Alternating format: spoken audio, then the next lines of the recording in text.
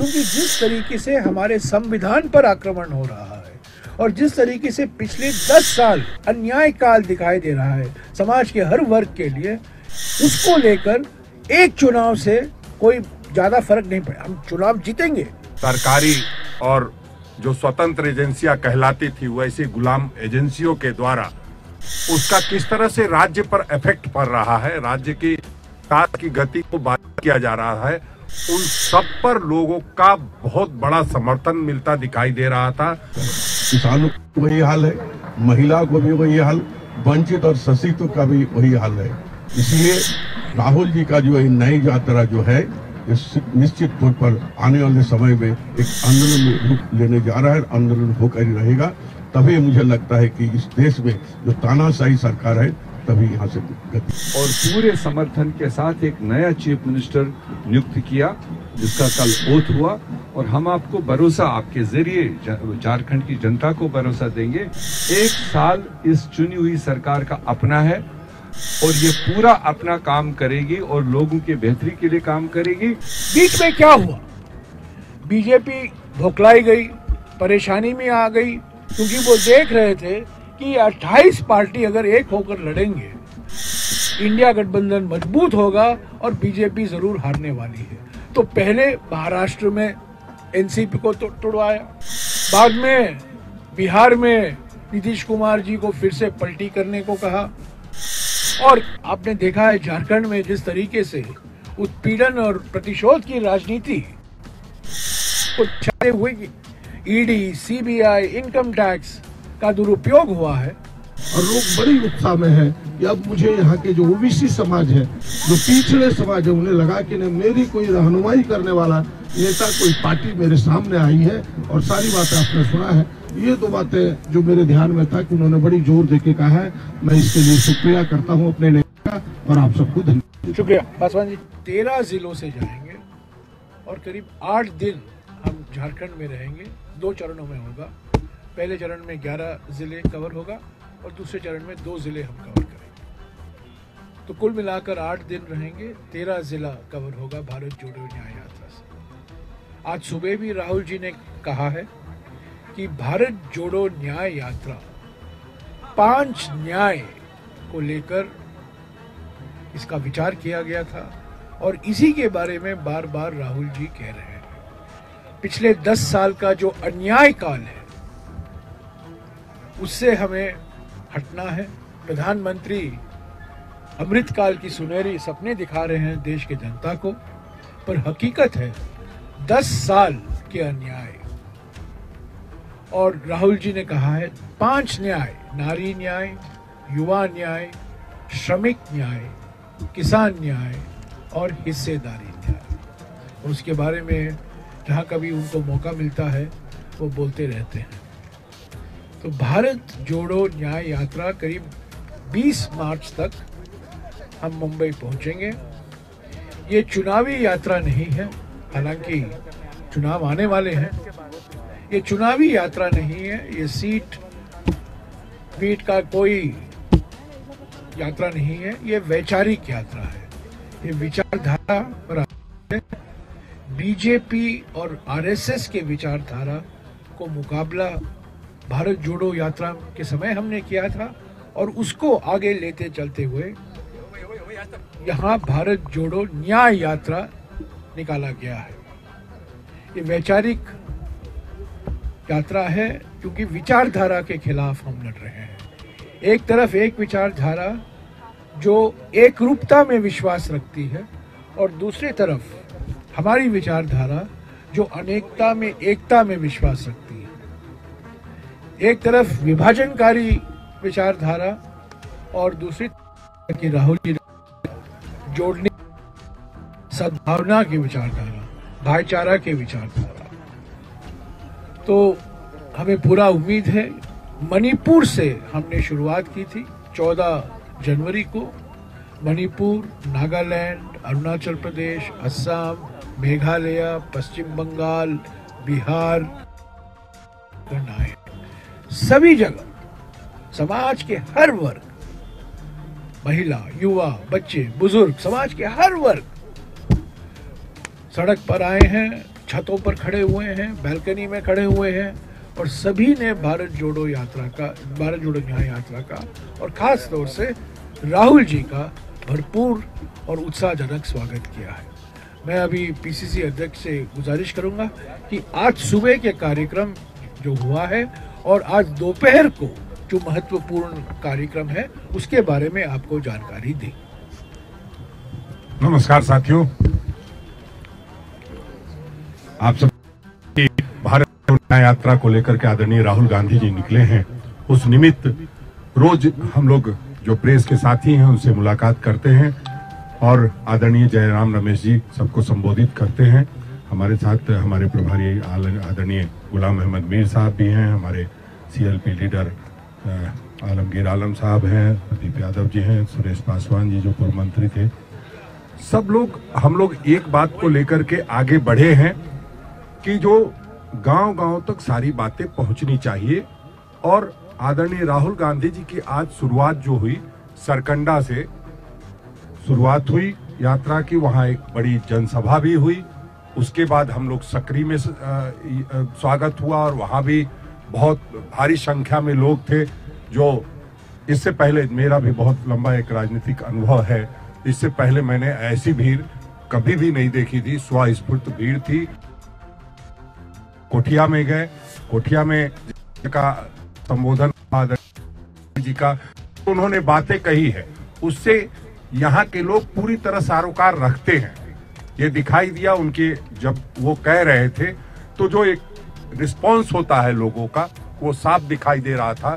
ये जो आदरणीय राहुल जी कह रहे हैं वो सच कह रहे हैं और लगातार जो उनकी यात्रा होगी उस दौरान हमें भरपूर जो चाहिए था कि न्याय के लिए लोग साथ जुड़े वो जुड़ेंगे। आदरणीय राहुल गांधी जी ने जो राज्य का मसला था सरना धर्म कोड, उस पर भी अपनी बातें कही। उसके साथ ही साथ जो 27% आरक्षण की बात है उस पर भी अपनी भावनाएं व्यक्त की है। साथ ही साथ जो लगातार जो विकास की गति को बाधित करने का प्रयास किया जा रहा है, सरकारी और जो स्वतंत्र एजेंसियां कहलाती थी वैसी गुलाम एजेंसियों के द्वारा उसका किस तरह से राज्य पर इफेक्ट पड़ रहा है, राज्य की विकास की गति को बाधित किया जा रहा है, उन सब पर लोगों का बहुत बड़ा समर्थन मिलता दिखाई दे रहा था। सभी लोग एक सुर में ये कह रहे थे कि हाँ राहुल जी आप ठीक कह रहे हैं, जय जयकार और जिंदाबाद के नारे की बात छोड़ दीजिए। हर बात में, चाहे वो महिला न्याय की बात हो, चाहे युवा न्याय की बात हो, चाहे वो महंगाई की बात हो, सभी पर लोगों ने अपार समर्थन दिया है। मैं बहुत ज्यादा कुछ नहीं कहूंगा, मैं इतना ही कहूंगा कि जो आदरणीय राहुल गांधी जी लक्ष्य लेके चले हैं उसको हम लोग पूरी मजबूती के साथ पूरा करने में कामयाब होंगे। चाहे सरकार के स्तर पर हो, चाहे संगठन के स्तर पर हो, सभी तरह से जो वो सोचते हैं उसको धरातल पर प्रयास करेंगे और संगठन के माध्यम से न्याय यात्रा को मजबूती के साथ लोगों को न्याय देने के लिए जोड़ने का प्रयास करेंगे। दोपहर का आज आप जानते हैं अब हम लोग बाबा की नगरी में आ गए हैं तो निश्चित रूप से बाबा का दर्शन सबसे पहले आदरणीय राहुल गांधी जी करेंगे और वहां बाबा का दर्शन करने के बाद फिर वीर कुंवर सिंह चौक, टावर चौक के पास एक पदयात्रा करेंगे, 100 मीटर की है और उसके बाद हम लोग आगे बढ़ते चले जाएंगे। फिर जाकर के हम लोगों का धनबाद जिले के अंदर में एक जगह है जगदीशपुर, वहां से पहले यहाँ हम लोग देवघर वाले जगदीशपुर से यात्रा को स्टॉप करेंगे और पूर्वी टुंडी इलाके में हम लोग जाकर के वहाँ आज आदरणीय राहुल गांधी जी का विश्राम होगा। शुक्रिया, धन्यवाद। आलम जी संक्षिप्त।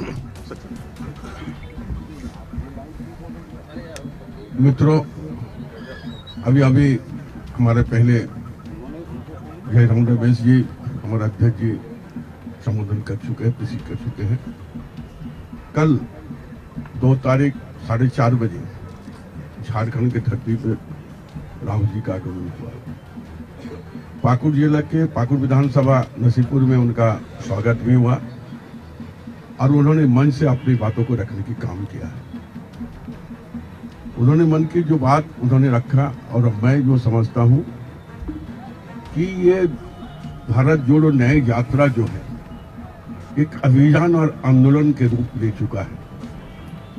जब हम लोग पाकुड़ में हजारों नहीं लाखों लोगों का समावेश हुई थी, गाड़ी चलना मुश्किल था, और उसके बाद आज की जो यात्रा हम लोग शुरुआत किए हैं, उस यात्रा में भी उसी तरह का भारी संख्या में लोगों का आगमन हो रहा है, बात को सुनने के लिए अधीर हो रहे हैं।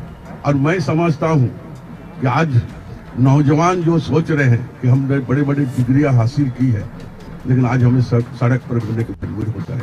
किसानों का वही हाल है, महिला को भी वही हाल, वंचित और शोषित का भी वही हाल है।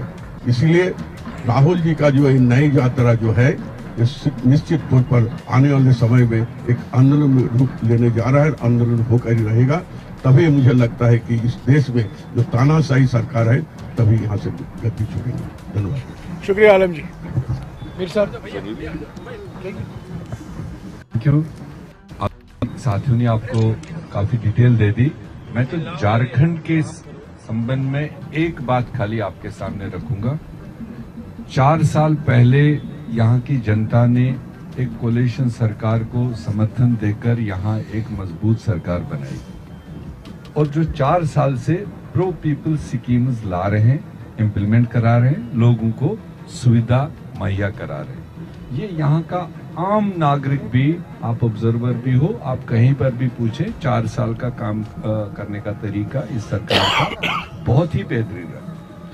ये प्रो पीपल काम करना हमारे बहुत सारे विरोधियों को खलता है, और जिसमें हमारी मरकजी सरकार है, भारतीय जनता पार्टी, और ये अच्छा काम हो रहा है, लोगों के खातिर काम हो रहा है, उसको किसी न किसी तरीके से अवाम और सरकार के बीच में दरार पैदा करने के लिए एक आपने देखा पिछले कई महीनों से ईडी को आगे करके जो कहानियां बनाई गई, और जो यहाँ सर्वप्रथम एक गरीब परिवार, एक शेड्यूल ट्राइब परिवार का, हम कह सकते हैं एक गरीब घर का लड़का इस राज्य को चला रहा था, और सबसे बड़ा समर्थन उसके पीछे पुअर से पुअर लोगों के लिए वो काम कर रहा है, वो एंडोर्स हो रहा है।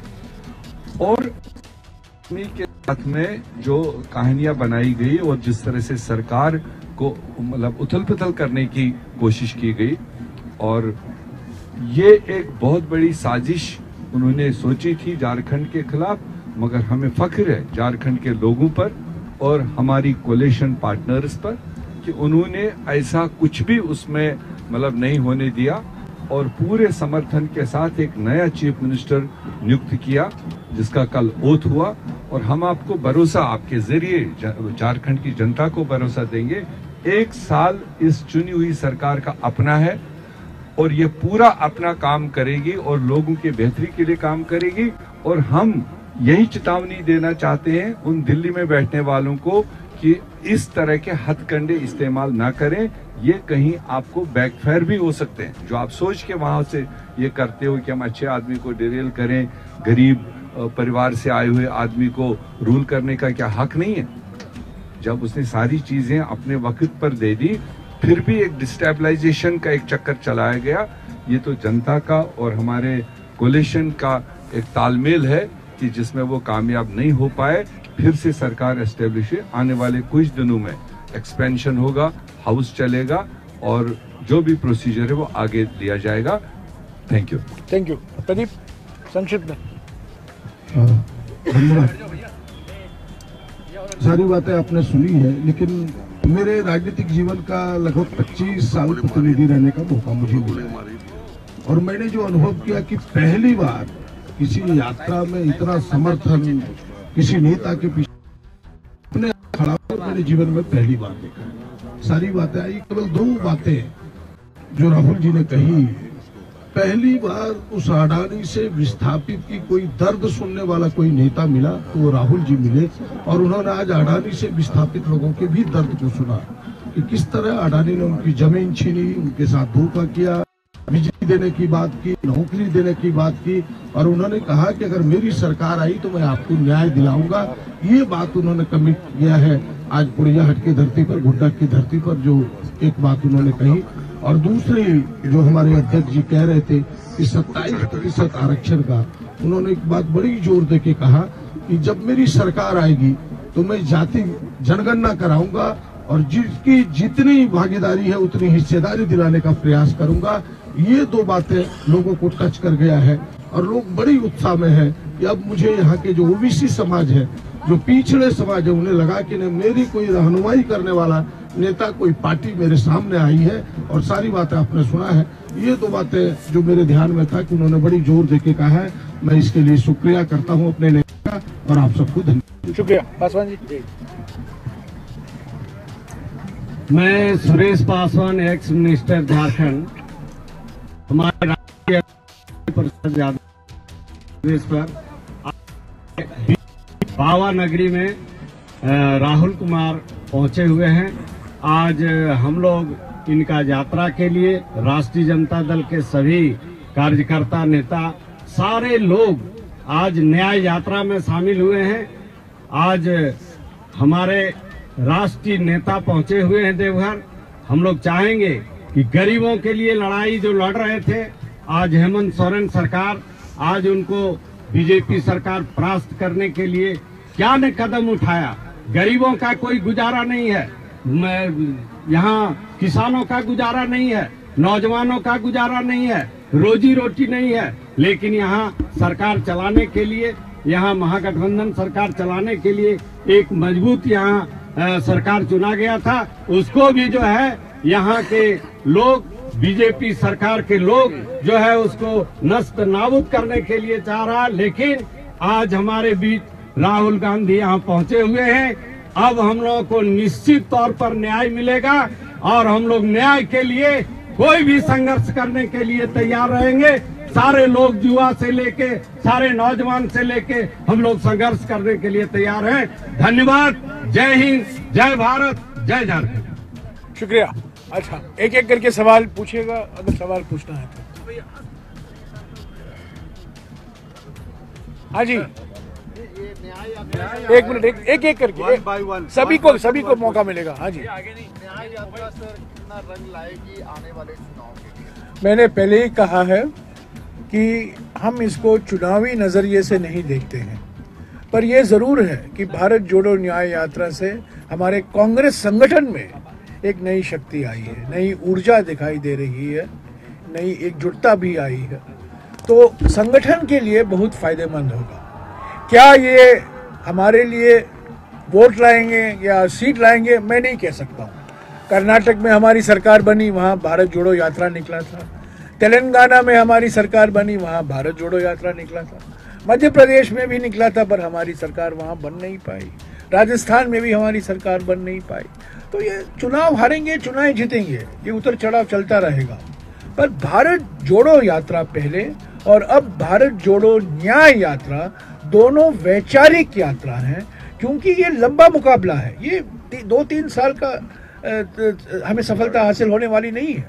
ये 5 साल लगेंगे, 10 साल लगेंगे, क्योंकि जिस तरीके से हमारे संविधान पर आक्रमण हो रहा है और जिस तरीके से पिछले 10 साल अन्याय काल दिखाई दे रहा है समाज के हर वर्ग के लिए, उसको लेकर एक चुनाव से कोई ज्यादा फर्क नहीं पड़े। हम चुनाव जीतेंगे, चुनाव लड़ेंगे, पूरी शक्ति से लड़ेंगे, क्योंकि हम कोई एनजीओ नहीं है, हम एक राजनीतिक दल है। ये एक राजनीतिक यात्रा है, मकसद राजनीतिक है, पर राजनीतिक विचार है, चुनावी यात्रा नहीं।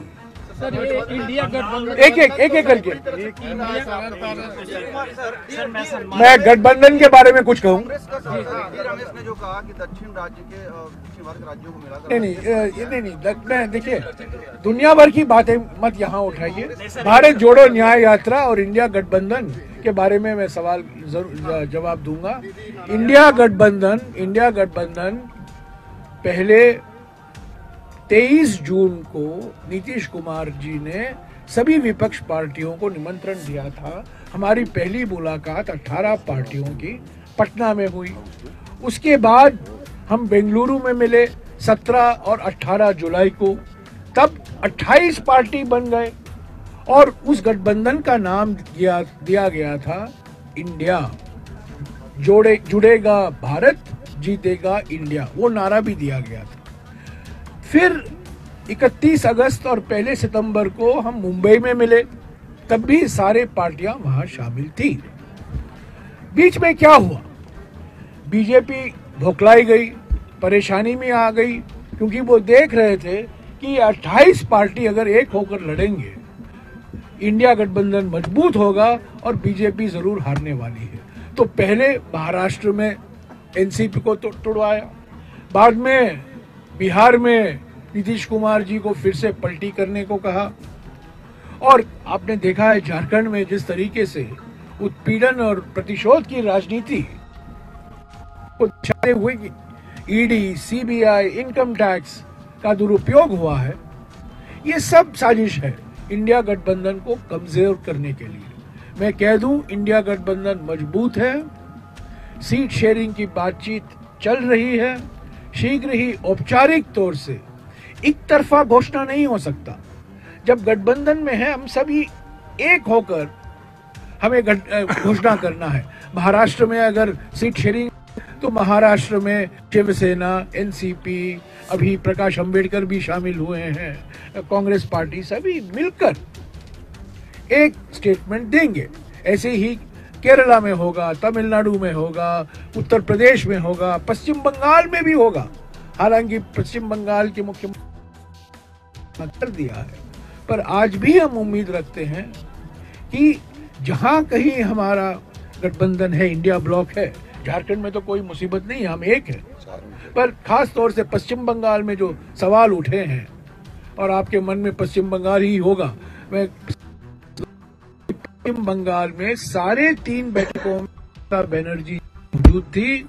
इंडिया गठबंधन को बनाने में, इंडिया गठबंधन को इंडिया नाम देने में, इंडिया गठबंधन को आगे ले चलने में उनकी भूमिका बड़ी महत्वपूर्ण भूमिका रही है। कुछ नाराजगी आ गई है उनको। इंडिया गठबंधन लोकसभा चुनाव के लिए है, विधानसभा चुनाव के लिए नहीं। विधानसभा चुनाव में इंडिया गठबंधन के पार्टी एक दूसरे से लड़ेंगे, वो वास्तविक है, पर लोकसभा चुनाव के लिए बीजेपी को निशाना बनाए हुए हम एक होकर लड़ने का हमने संकल्प लिया था 23 जून पटना में, और वो संकल्प जारी है। सर, हिंदी भाषाभाषी प्रदेशों में कैसा रिस्पांस मिल रहा है? साउथ का तो हमने देखा, हिंदी भाषाभाषी प्रदेशों नहीं, अभी देखिए, हिंदी भाषा प्रदेशों में हम भारत जोड़ो यात्रा के समय गए थे, मध्य प्रदेश, राजस्थान, हरियाणा, तो अलग अलग रिस्पांस तो बहुत बढ़िया है। पर अगर आप मुझे पूछेंगे इसका चुनाव पर क्या असर हुआ, मैंने आपको कहा ना, तेलंगाना में हम जीते, कर्नाटका में हम जीते, राजस्थान में हम जीत नहीं पाए। हालांकि वोट शेयर का जो अंतर है बहुत छोटा है, फर्क ज्यादा नहीं है। मध्य प्रदेश में हम थोड़ा निराशाजनक नतीजा निकला भारत जोड़ो यात्रा के बावजूद, पर भारत जोड़ो यात्रा से हमारा जो संदेशा था, राहुल जी जो संदेशा पहुंचाना चाहते थे वो पहुंचा, इसीलिए न्याय यात्रा निकाला गया। तो मैं 11 दिन हम उत्तर प्रदेश में रहेंगे। अभी हम बिहार में थे, बिहार में देखिए, जब हम थे बिहार में पलटी हो रहा था, पर उस पलटी के बावजूद लोग आए थे। किशनगंज, अररिया, कटिहार, पूर्णिया, 4 जिले से हम गए, सीमांचल, और सीमांचल में एक अद्भुत रिस्पांस आया जनता से। ऐसे ही झारखंड में हुआ है, इसके बाद उड़ीसा में होगा, छत्तीसगढ़ में जाएंगे, और जो सवाल आपका है महत्व करता है उत्तर प्रदेश से लेकर 11 दिन हम उत्तर प्रदेश में रहेंगे। हम उम्मीद करते हैं, हमारा अनुभव रहा है मणिपुर से, कि भरपूर स्वागत मिल रहा है, उत्साहजनक स्वागत मिल रहा है, और खास तौर से हमारे में नई ऊर्जा और नई शक्ति आई है। देखिए, ये सब सवाल यहाँ मत पूछिए, ये वक्त नहीं है। मैं भारत जोड़ो न्याय यात्रा की बात कर रहा हूँ। जो अन्याय निशिकांत दुबे कर रहे हैं उसकी बात मैं अलग करूंगा। और देखिए, अगर आपके पास और कोई सवाल नहीं है तो हम इस प्रेस कॉन्फ्रेंस को यहीं खत्म करेंगे। क्या एग्रेसिव रूप में कांग्रेस या इंडिया गठबंधन लड़ रही है लोकसभा चुनाव? कहाँ एग्रेसिव मूड में? सॉरी, जीतने के बिल्कुल आक्रामक मोड से।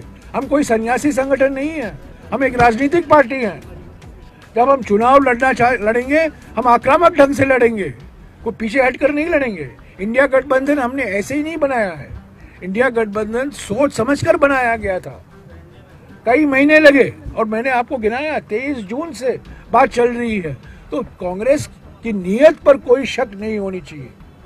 और मैं एक बात और कह दूं, कांग्रेस एकमात्र राजनीतिक पार्टी है हमारे देश में जिसने न सीधे रूप से या इनडायरेक्टली कभी भी हमने बीजेपी के साथ नहीं दिया है, बीजेपी को समर्थन नहीं दिया है, बीजेपी नहीं दिया है। लेकिन ममता बनर्जी ने कहा कि 40 सीटों पर कांग्रेस सिमट जाएगी। मैंने पहले ही कहा है, ममता बनर्जी की ओर से एक बयान आया है कि वो 42 सीटें लड़ेंगी। हमारी ओर से मैं कह सकता हूं बातचीत जारी है। इंडिया उन्होंने ये भी कहा है, ममता बनर्जी का उस बयान आप भूल जाते हैं, आप बीच में काट देते हैं उस बयान का। उन्होंने ये भी कहा है कि गठबंधन में हूं और मैं बीजेपी को हराना चाहती हूं। उसी भावना के साथ हम उम्मीद कर रहे हैं कि दोनों तरफ से, दोनों दलों की ओर से एक संयुक्त बयान आएगा, कितनी सीट पर हम लड़ेंगे, कितने सीट पर टीएमसी लड़ेगी। हमारे इसके ऊपर मीर साहब कुछ कहेंगे क्योंकि वो पश्चिम बंगाल के भी प्रभारी हैं। अभी चूंकि उसके लिए जो आपने सवाल उठाया, ऑल इंडिया कांग्रेस कमेटी ने 5 टीम बनाया हुआ मुकुल वासनिक जी की क़यादत में। वो इन डिटेल अपने इंडिया अलायंस के साथियों के साथ बात कर रहे हैं। हम